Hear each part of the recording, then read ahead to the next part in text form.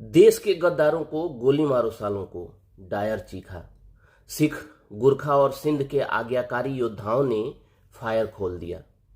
1650 गोलियां दागी, 379 लोग मरे, 1000 से ऊपर घायल हुए। बाग की जमीन खून से लाल हो गई। ये माकूल सजा थी जो रेनिगनल्ड डायर ने तय की थी। जांच के दौरान हंटर कमीशन ने डायर से पूछा कि उसने लोगों को आने से रोकने के लिए पहले ही फौजी पहरा क्यों नहीं लगाया। डायर बोला, मैंने तो उन्हें आने दिया, इन सबको मारने की ठान ली थी।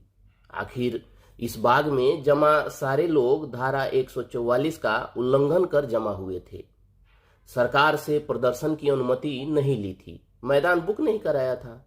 देश के खिलाफ पॉलिटिक्स कर रहे थे, राजा के खिलाफ, सरकार के खिलाफ नारे लगा रहे थे, काले कानून वापस लेने की मांग कर रहे थे।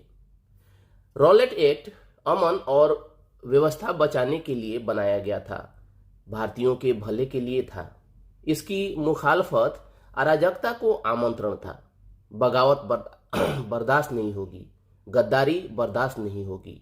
सबक सिखाया जाएगा, पुश्तों तक रूह कांप जाए ऐसा सबक सिखाया जाएगा। शीतलवाड़ क्या मशीन गने इसलिए नहीं चलवाई कि गाड़ियां अंदर नहीं जा सकी? डायर, मैं तुम्हें जवाब दे चुका हूं। गाड़ियां अंदर पहुंचती तो मैं मशीन गनों से ही फायर खोलता। मेरा उद्देश्य क्रांतिकारियों के हौसले तोड़ना था। शीतलवाड़, या तुम्हारी कोशिश अंग्रेजी राज्य को बचाना था? डायर, नहीं, अंग्रेजी राज्य बहुत मजबूत है। डॉक्टर सत्यपाल और सैफुद्दीन किचलू, इन दो नेताओं को गवर्नमेंट ने कैद कर लिया था। ये लोग उस गांधी के फॉलोअर्स थे जो देश भर में बगावत फैला रहा था। इसलिए इन सब को हर जगह निपटाया जा रहा था, दबाया जा रहा था। लेकिन ये बंगाल और ये पंजाब, इनकी हिम्मत टूटती न थी। भला क्या क्या नहीं किया था डायर ने।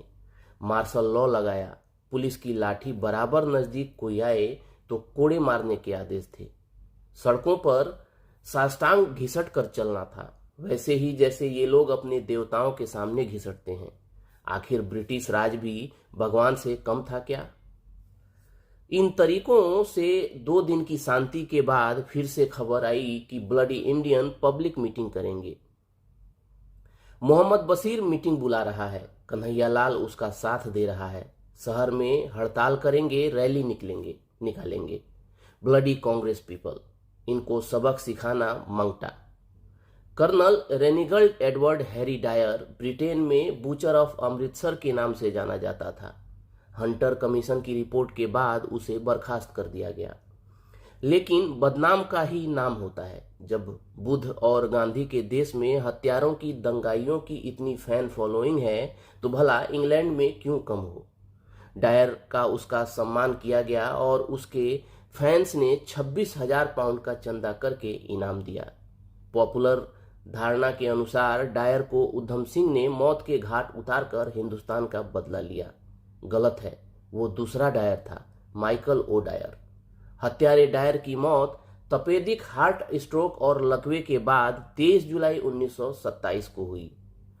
तो क्या आखिरी दिन मौत के पहले उसे आंखों के सामने जलियांवाला बाग के दृश्य दौड़ते दिखाई दिए होंगे?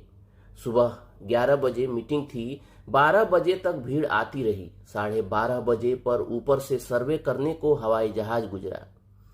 पायलट ने डायर को बताया कोई 6,000 लोग हैं। अब डायर ने फौज इकट्ठी की, गाड़ियों में मशीन गनें लदवाईं। बाग में सरकार के खिलाफ प्रस्ताव पढ़ा जा रहा था, हिंदी में, उर्दू में, पंजाबी में, अंग्रेजी में। भीड़ बढ़ती जा रही थी। डायर की फौज घुसी, निकलने के रास्ते बंद कर दिए गए। देश के गद्दारों को गोली मारो सालों को, डायर चीखा। 106 साल हो चुके, दौर फिर वैसा ही है। देश इंसान से बड़ा और उसकी मलिकार बनी सरकार खुदा हो गई है। धन लूटने की जुगत है, शोषण के कानून हैं, भयावह अधिकार संपन्न नई अपराध संहिता आ चुकी है। नेता बुलडोजर पर सवार गली गली दहशत फैला रहा है। गुंडे न्याय दे रहे हैं, जज पूजा पाठ में लीन है। मैं देख सकता हूं कि सत्यपाल, किचलू और बशीर एक बार फिर साथ साथ बैठे हैं। इस बार संविधान की फटी हुई प्रस्तावना पढ़ रहे हैं।